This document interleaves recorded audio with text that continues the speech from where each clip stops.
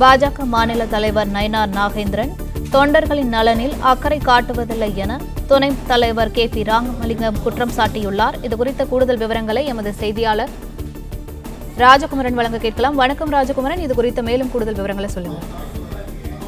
பாரதிய ஜனதா கட்சியில் மாநில துணைத் தலைவராக இருந்து வரக்கூடியவர் KP ராமலிங்கம்.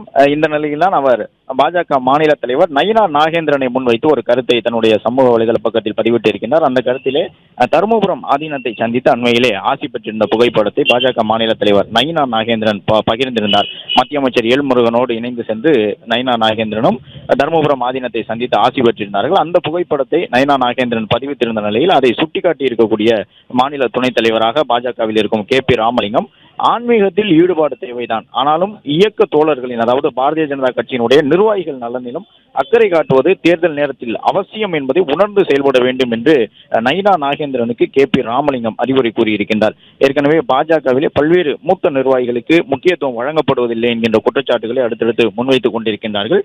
இந்த நிலையில் மாநில துணைத் தலைவராக இருக்கக்கூடிய KP ராமலிங்கம் நயினார் நாகேந்திரனுக்கு அறிவுரை சொல்லக்கூடிய விதமாக ஆன்மீக ஈடுபாடு தேவைதான், ஆனால் தேர்தல் நெருங்கி இருக்கக்கூடிய சூழ்நிலையிலே கட்சியினுடைய நிர்வாகிகள் நலனிலும் அக்கறை காட்ட வேண்டும் என்பதை சுட்டிக்காட்டி தன்னுடைய பதிவை எழுதியிருக்கின்றார்.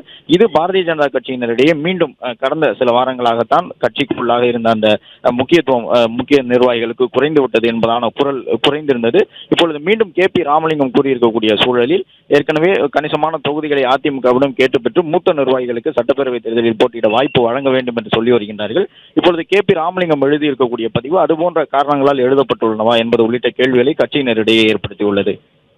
பிளே ஸ்டோர் மற்றும் ஆப் ஸ்டோரில் இருந்து பாலிமர் செயலியை QR கோடு மூலம் பதிவிறக்கம் செய்யுங்கள்.